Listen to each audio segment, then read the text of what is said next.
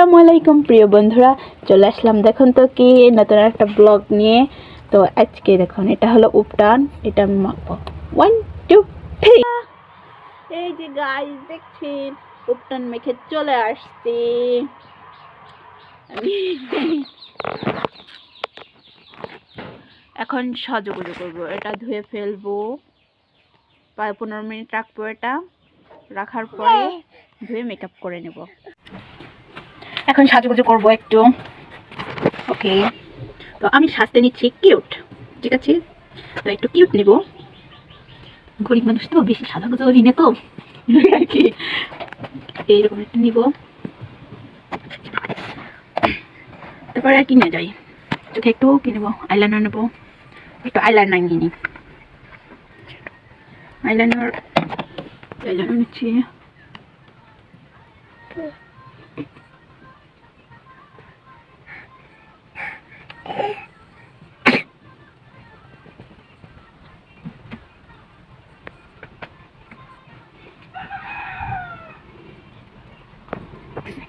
একদম পাগলের মতন দেখা যাচ্ছি।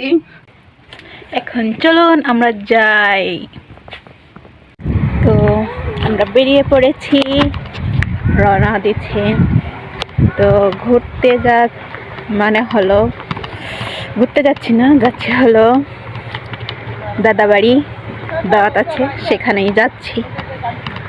তো সাথে থাকুন আপনারা। এই যে ভ্যানে উঠে গেছি আমরা, ভ্যানে উঠে এখন চলে যাব দাদা বাড়ি। তো সাথে থাকুন আমাদের। এই যে আমার ছোট্ট সোনা পাখি আমার সাথে আছে।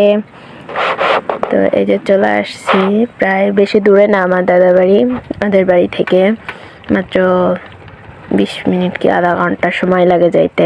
এই যে চলে আসছি। তো আসার পরে দেখলাম যে সবাই ব্যস্ত। এই যে এদিকে দেখতেছি যে কাকি গরুর মাংস রান্না করতেছে। এই যে চুলায় গরুর মাংস হচ্ছে এখানে। আবার ওদিকে রান্নাঘরে চলতেছে মুরগির মাংস এবং অন্যান্য কিছু রান্না হচ্ছে, যে ডাল, এই যে প্রেসার কুকারে ডাল দিছে। এই যে সব আয়োজন চলতেছে। আসলে চাচি কাকা ঘর দিচ্ছে নতুন, তো ঘর দিয়েছে, ঘর উঠানো হয়ে গেছে। এখন এই ঘরে ওই যে তাই একটু মিলাদ দিছে, তা আমরা গেছিলাম। এই যে খাচ্ছি, এই যে পাশে আমার মেয়ে, এই যে ফুপু যান, ছোট ফুপু যান, এই যে আমার চাচতো ভাই, সবাইকে খাবার পরিবেশন করতেছে। আর এই পাশে যে আমার বোনেরা আছে।